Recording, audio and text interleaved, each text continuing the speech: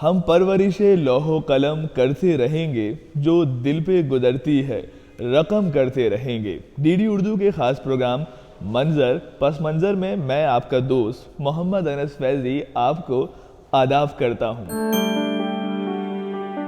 लफ्ज़ों से ज़ाफ़रान की खुशबू न जाएगी, लफ्ज़ों से ज़ाफ़रान की खुशबू न जाएगी, गालिब का शेर मीर का लहजा तो मैं भी हूँ। दोस्तों, हम जानते हैं कि कलमकार या तख्लीक़कार जो है किसी भी समाज का सबसे हसास फ़र्द माना जाता है। वो अपने अंदरूनी ज़ात के अलावा बैरून ज़ात की जो मसाइल हैं, यानी समाज में जो तब्दीलियाँ आ रही हैं या वो समाज को जिस तरह से देखता है उसको अपने कलम के ज़रिए सब लोगों तक पहुँचाता है। वो मुआशरे को बेहतर करने की कोशिश भी करता है। अब हमारी ज़िम्मेदारी है कि हम कलमकारों को या ऐसे तख्लीक़कारों को उनकी हौसला अफजाई करें, उनको एजाज़ से नवाजें। दिल्ली उर्दू अकादमी गुज़िश्ता कई दहाइयों से दिल्ली के कलमकारों को एजाज़ से नवाजती है। इस साल भी दिल्ली उर्दू अकादमी ने दिल्ली के मुख्तलिफ कलमकारों को उनकी कोशिशों पर सराहा। दिल्ली उर्दू अकादमी के वाइस चेयरमैन प्रोफेसर शहपर रसूल ने एवार्ड तकरीब के सिलसिले में अपने ख्यालात का इजहार किया। ये एक रिवायत है कि उर्दू के जो बड़े अदीब हैं, जो मुख्तलिफ़ असनाफ़ में बहुत अहम काम कर रहे हैं उर्दू अदब में, उनको ये अवार्ड दिए जाते हैं। इससे लिखने वाले की हौसला अफजाई भी होती है और उसका चर्चा भी होता है, उसकी शोहरत भी होती है, जिसका उसको हक़ है, जो होनी चाहिए।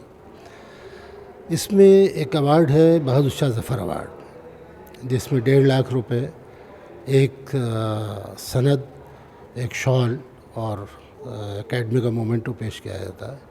ये ऑल ओवर इंडिया में से कोई किसी बड़े अदीब को लाइफ टाइम अचीवमेंट के तौर पर उसके ये अवार्ड दिया जाता है। दूसरा अवार्ड है ब्रजमोहन दत्तात्रेय कैफ़ी अवार्ड। पंडित ब्रजमोहन दत्तात्रेय कैफ़ी दिल्ली के थे, बड़े अदीब थे उर्दू के, उनके नाम से मौसूम है ये अवार्ड और ये किसी दिल्ली वाले को दिया जाता है, दिल्ली के अदीब को। दिल्ली से बाहर के लोगों को ये नहीं दिया, लेकिन ये बराबर रकम के अवार्ड हैं, बराबर अहमियत के अवार्ड हैं। इसके अलावा एक शायरी का अवार्ड दिया जाता है, एक ड्रामे का अवार्ड दिया जाता है, एक तख्लीक़ी नसर का अवार्ड दिया जाता है, ट्रांसलेशन का अवार्ड दिया जाता है। नाज़रीन, मुश्तबा हुसैन किसी तारुफ के मोहताज नहीं है। उन्होंने अपनी तहरीरों के ज़रिए न सिर्फ हिंदुस्तान बल्कि पूरी दुनिया में हिंदुस्तान का नाम जो है वो बुलंद किया है, एक पहचान मुसल्लम की है। इस बार का कुल हिंद बहादुर शाह ज़फ़र अवार्ड मुश्तबा हुसैन को दिया गया। हमने मुश्तबा हुसैन से बात की। तंज़ो मिज़ा के 2 जुमले लिखना बड़े मुश्किल काम है, बहुत मुश्किल, अगर सही मानों में देखा जाए तो। तंज़ो मिज़ा के सिलसिले में ये कि हमारे बड़े अहम लोग यहाँ से गुज़रे हैं, चाहे रशीद अहमद सिद्दीकी हों, फितरत बुखारी हों, बाद में ज़ाहिर है कि मुश्ताक़ अहमद यूसुफ़ी जैसा बड़ा नाम हमारे दरमियान पैदा हुआ, और ज़ाहिर है कि इसमें बहुत से नाम इसमें आते हैं। भाई इब्ने इंशा भी हैं, कृष्णचंद्र भी हैं, राजेंद्र सिंह बेदी ने भी मिज़ा लिखा। हमारे यहाँ ज़िंदगी में जो ऊंच नीच हो रही है उसके लिए तो तंज़ो मिज़ा निगारी बहुत ज़रूरी है, उसके बयान करने के लिए। हमारे बहुत अहम फ़िक्र तौसवी हमारे यहाँ जो कॉलम निगार थे, कॉलम निगारी ने बड़ा फ़रोग़ पाया यहाँ कि भाई वो चाहे चिराग हसन हसरत हों या फितरत हमारे फ़िक्र तौसवी हों, जो बहुत अच्छे लिखने वालों में जिनका शुमार होता था। इन लोगों ने एक बड़ी रिवायत बहुत अहम, ख़ास तौर पे मैं इब्ने इंशा का नाम लूँगा, जो ज़ाहिर है कि बहुत बड़े शायर भी थे और नसर निगार भी थे और सफ़रनामे भी बहुत लिखे। मैंने अपनी ज़िंदगी में 4 यानी मतलब मेरे गोशे हैं समझिए, जो कॉलम निगारी से शुरू किया मैंने सफ़र अपने ज़िंदगी का, और मुझे ये तक मालूम है कि कब मैंने मिज़ा निगारी शुरू की। साहब, अब उस ज़माने में और आज के ज़माने में ज़मीन आसमान का फ़र्क हो गया है। हम लोग बड़े पुराना जो क्लासिकल लिटरेचर है वो हमने ज़रूर पढ़ा है। मैं तिलिस्म होशरुबा भी आप कहिए या आबे हयात कहिए, या हमने क्लासिक्स को पढ़ा बहुत से। तो उनके क्लासिक्स को जब तक आपको ज़बान और ज़बान पे कुदरत ना हो, तंज़ो मिज़ा नहीं लिखा जा सकता। तो ज़बान पे सबसे पहले अबूर जो है ज़बान आना चाहिए। इस बार का पंडित ब्रिजमोहन दत्तात्रेय कैफ़ी अवार्ड डॉक्टर फिरोज़ दहलवी साहब को दिया गया। डॉक्टर फिरोज़ दहलवी दहलवी तहजीब के नुमाइंदा कलमकार माने जाते हैं। उनकी तहरीरों ने हमेशा लोगों को अपनी तरफ मुतासिर किया है। हमने डॉक्टर फिरोज दहलवी साहब से अवार्ड मिलने के बाद उनके तासुरात जाने। कि पंडित बिजमोहन दातात्रेय कैफ़ी फ़नाफिल उर्दू थे। उन्होंने जितना काम उर्दू के लिए किया है, बाबा उर्दू मौलवी अब्दुल हक के बाद वो दूसरे शख्स हैं जिन्होंने उर्दू के लिए अपना सब कुछ कुर्बान किया। और वो पाकिस्तान चले गए थे ताकि वहाँ जाके उर्दू की खिदमत करें, मगर वहाँ पर बाबा उर्दू मौलवी अब्दुल हक ने कहा कि आप दिल्ली जाइए, वहाँ आपकी ज़रूरत है। तो इतनी बड़ी अजीम शख्सियत के नाम से मंसूब अवार्ड मेरे लिए बड़े फ़ख्र व मसर्रत की बात है, और मैं इसके लिए उर्दू एकेडमी के तमाम अरबाब व हल्लो अक़्द का शुक्रिया अदा करता हूँ कि उन्होंने मुझको इसका अहल समझा। साहिल लुधियानवी ने कहा था कि कल और आएंगे नगमों की खिलती कलियां चुनने वाले, मुझसे बेहतर कहने वाले, तुमसे बेहतर सुनने वाले। तख्लीक का जो सिलसिला है वो सदियों से चला आ रहा है। तख्लीककारों को आवाम ने पजीराई दी, उनको पसंद किया, लेकिन दोस्तों आवाम के साथ साथ हुकूमतें भी जो तख्लीककार हैं, कलमकार हैं, या वो तमाम लोग जिन्होंने मुख्तलिफ़ मैदानों में कारहाय नुमाया अंजाम दिए हैं अपने कलम के ज़रिए, अपनी किसी तख्लीक के ज़रिए, हुकूमतें उनको नवाजती रही हैं। और हमें लगता है कि ये हुकूमत की ज़िम्मेदारी है और हुकूमत इस बात पर फ़ख्र भी महसूस करती है। तो उर्दू अकादमी का इस बार का जो तीसरा अवार्ड है, यानी अवार्ड बराए तख्लीकी नसर, वो डॉक्टर खालिद जावेद साहब को दिया गया।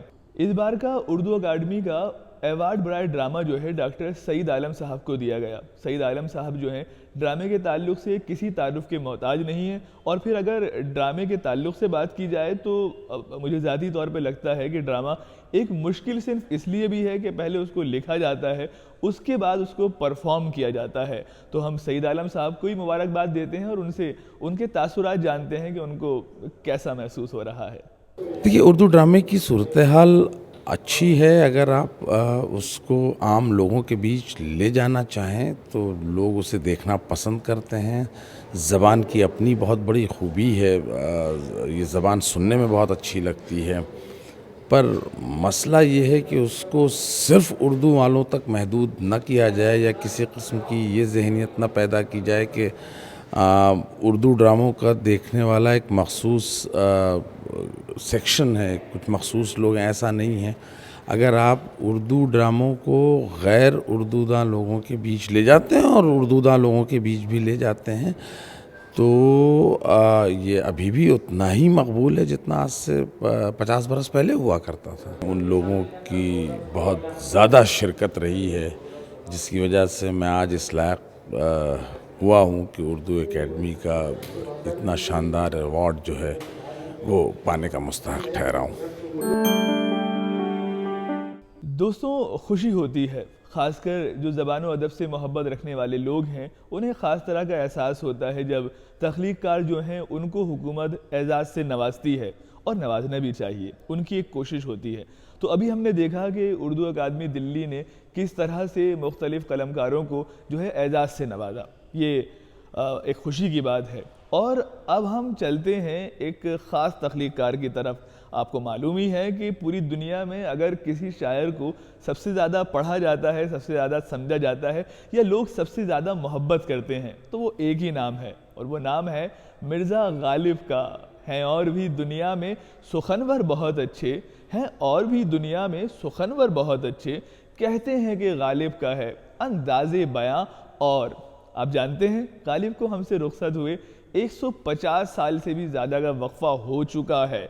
उसके बावजूद गालिब जो हैं हमारे और आपके दिलों में राज करते हैं। इस बार 150 साला तकरीबात में गालिब की वफ़ात की, गालिब के मज़ार पर हम पहुँचे और वहाँ हमने देखा कि जो गालिब को चाहने वाले लोग हैं उन्होंने खिराज अक़ीदत पेश किया, गालिब के मज़ार पर गुलपोशी की गई, और गरज ये कि गालिब को याद किया गया। और हम आपको बताएं कि गालिब को याद करने वाले लोगों में डॉक्टर रज़ा हैदर, जो गालिब इंस्टीट्यूट के डायरेक्टर हैं, वो मौजूद थे। मशहूर उर्दू स्कॉलर जिनका गालिब पर बहुत अच्छा काम भी है, प्रोफेसर शमीम हनफी साहब जो हैं वो भी वहाँ मौजूद थे। उसके अलावा और दूसरे उर्दू दां, उर्दू ज़बान व अदब से गालिब से मोहब्बत रखने वाले लोग जो हैं वो भी वहाँ गालिब को याद करने के लिए मौजूद थे। आज का दिन हम सब के लिए बड़ा तारीखी दिन है और पहली मर्तबा शायद दिल्ली के तमाम इदारे के लोग गालिब की 150वीं बरसी के मौके पर यहाँ जमा हुए और बहुत ही पुरस्कार प्रोग्राम का इनेकाद किया गया जिसमें 25 से ज़्यादा स्कॉलर्स ने गालिब के ताल्लुक से अपने ख्याल का इज़हार किया।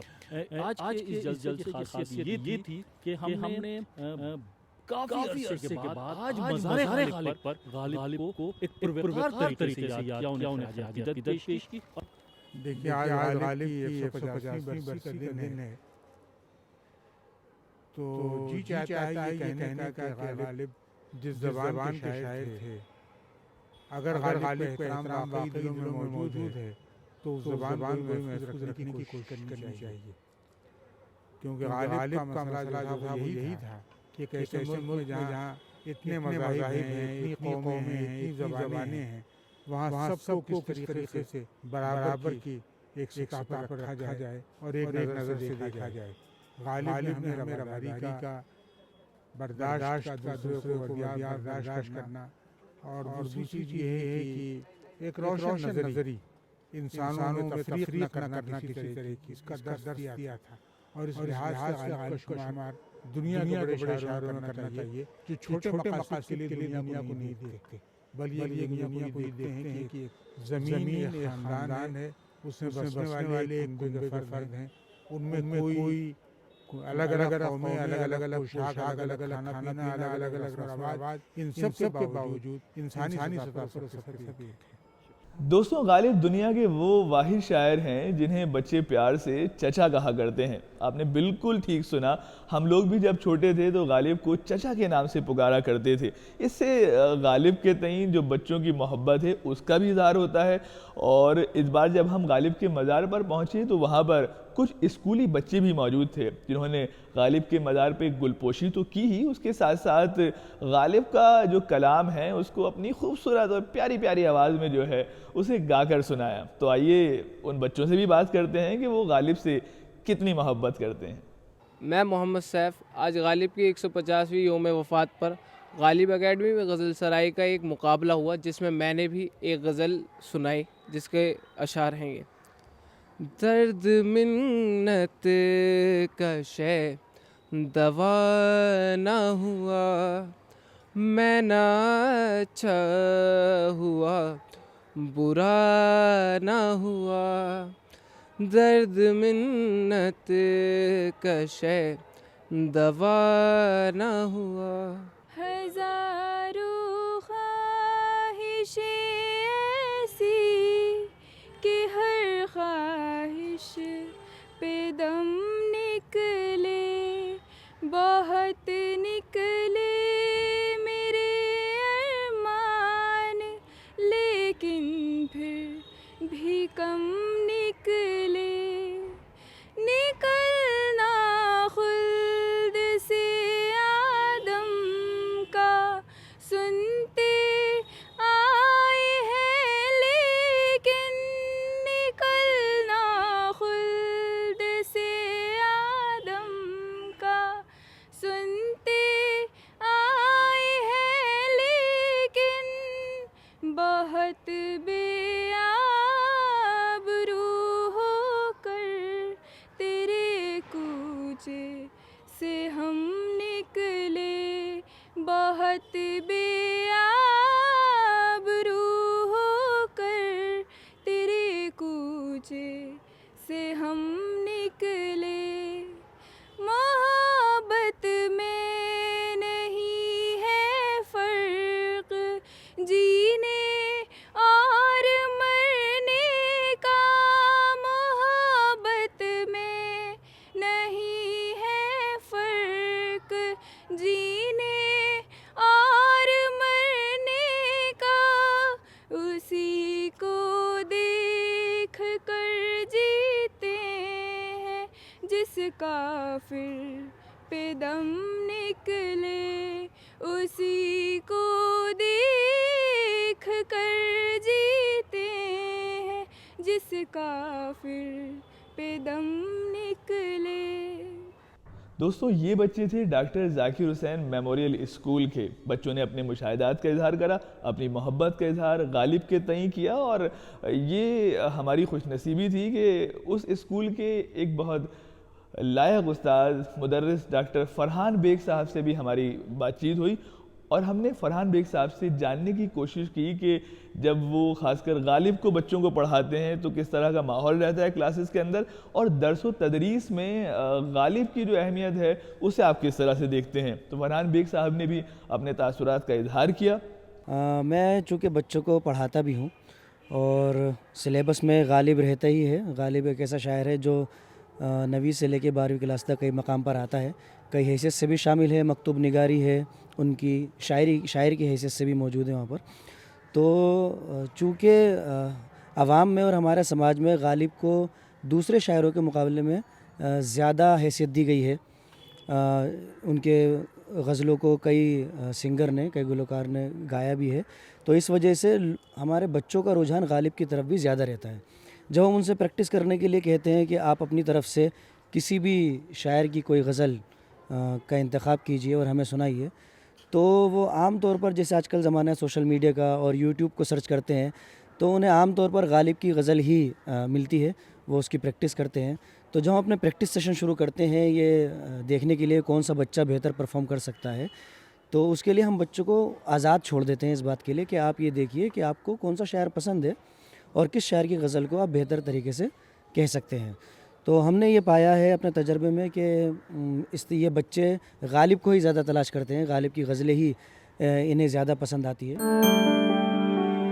दोस्तों गालिब को याद करने का सिलसिला जो है वो कमोबेश पूरी दिल्ली में जारी रहा। हमने देखा कि गालिब एकेडमी और गालिब के मदार पर किस तरह से गालिब को याद किया गया, और उसके साथ साथ गालिब इंस्टीट्यूट में भी गालिब को याद करते हुए एक सेमिनार का इनेकाद किया गया। वहाँ पर भी गालिब के चाहने वाले जो हैं वो मौजूद रहे, उन्होंने भी अपने ख़यालात का इजहार करा। हमने कुछ लोगों से जानना चाहा कि उनकी नज़र में गालिब क्या हैं और मौजूदा दौर में यानी आज गालिब की क्या अहमियत है, वो गालिब को किस तरह से देखते हैं और समझते हैं। है कि गालिब याद से मुताल्लिक़ जो अहम निकात हैं या उसके अहम पहलू हैं उनकी तरफ लोगों ने तवज्जो की है, और जो मकाले पढ़े जा रहे हैं उनका ताल्लुक़ भी ज़ाहिर है कि उन बातों से भी है जो पहले कही जा चुकी हैं, और उन बातों से भी है जो कही तो गई हैं लेकिन उनको नए सिरे से नई तहक़ीक़ की रोशनी में पेश करने की कोशिश की गई है। तो मैं समझता हूँ कि गालिब इंस्टीट्यूट की जानिब से जो ये सेमिनार हो रहा है वो इस ताल्लुक़ से ज़रूरी था कि हम 150 साल के बाद ज़ाहिर है कि हम गालिब तनक़ीद को, गालिब तहक़ीक़ को याद करें, और फिर गालिब की शख्सियत ज़ेर बहस इसी बहाने आ जाएगी। फ़िल्मी दुनिया ने भी गालिब को उसी तरह से अपनाया।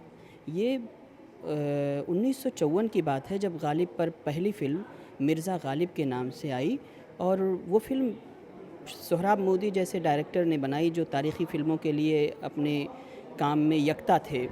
सोहराब मोदी की इस फ़िल्म को पहला कौमी एजाज़ मिला, ये बहुत बड़ी बात थी। उस फ़िल्म की एक स्पेशल नुमाइश की गई जिसमें जो जवाहरलाल नेहरू जो उस वक्त के वज़ीर आज़म थे उनकी फरमाइश पर वो फ़िल्म दिखाई गई थी, और वो फ़िल्म देखने के बाद जवाहरलाल नेहरू ने सुरैया जो उसकी अदाकारा थी उनसे कहा कि आपने तो गालिब को ज़िंदा कर दिया, उनकी रूह को ज़िंदा कर दिया। पाकिस्तान हो, हिंदुस्तान हो, हर जगह फ़िल्मी दुनिया से वाबस्ता लोगों ने डॉक्यूमेंट्रियाँ बनाई, उन पर दस्तावेज़ी फ़िल्म बनाए। इसी तरह से अच्छे अच्छे किरदार लोगों अदा करने वाले कामयाब हो गए गालिब का किरदार अदा करके। नसीरुद्दीन शाह की एक पहचान पूरी बन चुकी है बतौर गालिब। उन्होंने गुलजार के ड्रामे में जिस तरह का किरदार अदा किया लोग देखते हैं। इस दौर में ऐसी तब्दीलियां करते हुए माहिरीन फ़न या दीगर वो अशख़ास जिनको पढ़ने पढ़ाने का शौक़ था कतराते थे, बल्कि अहले ज़बान भी इसको ज़्यादा पसंद नहीं करते थे। लेकिन मौलाना ने उर्दू की बदलती सूरतों पर अपनी गिरफ्त और नज़र बीनी से इसको महसूस कर लिया कि आइंदा ये सूरत ज़बान व अदब की जीनत बनेगी, और इस तब्दीली को आपने ख़ुद पसंद किया और एक हतमी उसूल की तरह इस तदवीन में इस पर अमल भी किया, और इसी तरह फ़न तदवीन और तरतीब में जिद्दत तराज़ी नुदरत नीज़ उर्दू की नुमायाँ तब्दीलियों पर गहरी नज़र का सबूत दिया। मौलाना अर्शी के मुताबिक इसी तरह ये कोशिश भी रही कि मुरक्कबात इजाफ़ी और तौसीफ़ी में हमज़ा या ज़ेर ज़रूर इस्तेमाल किया जाए, इल्ला ये कि या बतौर अलामत मौजूद हो। मुफ्ती मोहम्मद अनवारुल हक ने नुस्ख़ा हमीदिया के मुतालिक लिखा कोट इस नायाब किताब को महफूज रखने का शर्फ कुतुब खाने हमीदिया भोपाल को हासिल है। ये तो यकीनी तौर पर नहीं कहा जा सकता कि ये दीवान यहाँ क्यों कर पहुँचा, लेकिन तारीख़ किताबत और मोहरों वगैरह से इतना पता चलता है कि ये गालिबन रईस वक्त नवाब गौस मोहम्मद खां साहब के बेटे मियाँ फौजदार मोहम्मद खां साहब के लिए लिखा गया था, अनकोट। इसके बाद मुफ्ती मोहम्मद अनवारुल हक ने गालिब के ताल्लुक से जो कुछ लिखा वो खुद एक नई बहस का मौजू साबित हुआ। इस ताल्लुक से ज्ञानचंद जैन के मारूजात मुलाजा हूँ। अर्शी साहब ने हाशिया का से मुराद है नुस्खे भोपाल और आखिर का के ज़माने के बारे में जो फैसले किए थे वो उस मफरूज़े पर मबनी थे कि ये सब गालिब के कलम से हैं। अब अर्शी साहब भी मानते हैं कि बदनुमा ख़त के इजाफे किसी और कलम से हैं। मुझे यकीन है कि डॉक्टर अब्दुल लतीफ़ का मजमून पढ़ने के बाद वो भी जानने लगे होंगे कि नस्तालीक ख़त की इस्लाहें और इजाफे भी गालिब के कलम से नहीं, महज लिखावट से कातिब की तायीन अदबी मुहक्किक भी पूरे वसूख से नहीं कर सकता।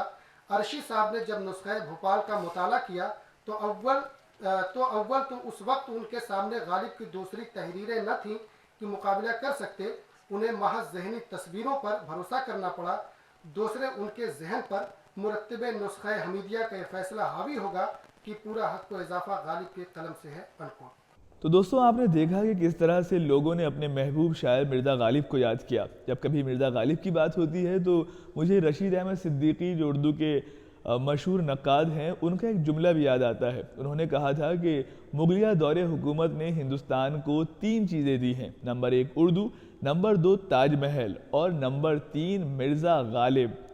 तो ये एक ऐसा एजाज़ है जो वाकई बड़ी खुशनसीब लोगों को ही हासिल हो सकता है।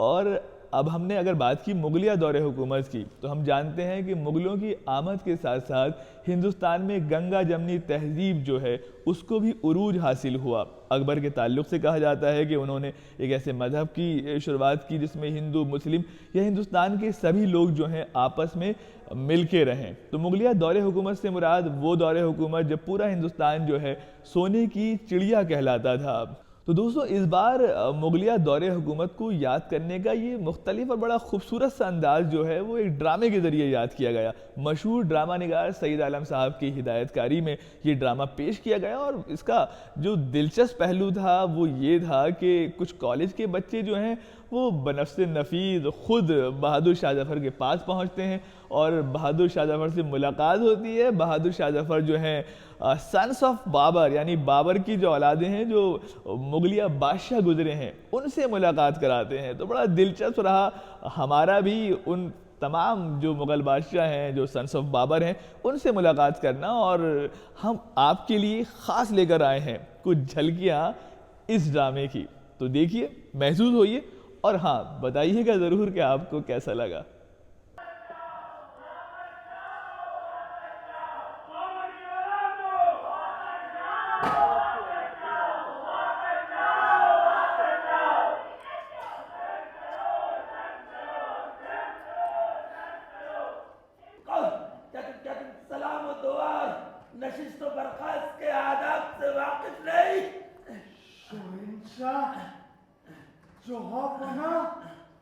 बहादुर शाह जौहर मेरा अली से वापस क्यों नहीं चले जाते काबुल या समरकंद?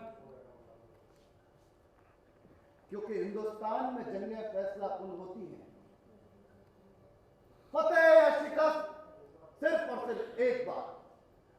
जहां पना हिंदुस्तान का बेहतरीन हिस्सा फतेह कर चुके हैं ताकि हुकूमत कर सके।